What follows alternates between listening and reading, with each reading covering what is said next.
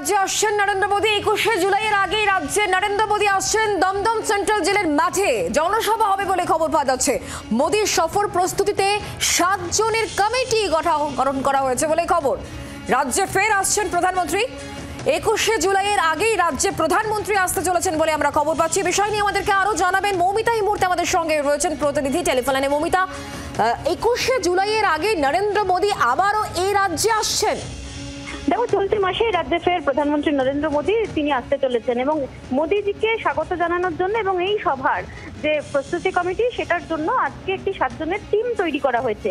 21শে জুলাইয়ের আগে নরেন্দ্র মোদীকে নিয়ে দমদম সেন্ট্রাল জেলের মাঠে একটা বড় জনসভার পরিকল্পনা নিয়েছে বঙ্গ বিজেপি।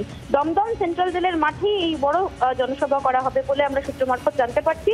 শহীদ দিবসের আগে একটা বড় চমক দিতে চায় প্রধানমন্ত্রী নরেন্দ্র মোদী এবং তাকে নিয়ে আসার পাশাপাশি যেটা পরিকল্পনা করা হচ্ছে যে 21শে জুলাইয়ের যে উত্তরকন্যা অভিযানের ডাক দেওয়া হয়েছে সেদিনকেও বঙ্গ বিজেপির শীর্ষস্তরের সমস্ত নেতৃত্ব উত্তরকন্যা অভিযানে সামিল হবে বলে যেটা স্থির হয়েছে এবং দক্ষিণবঙ্গের সমস্ত বিধায়করাও যেতে পারেন ওই দিনের সেই কর্মসূচিতে।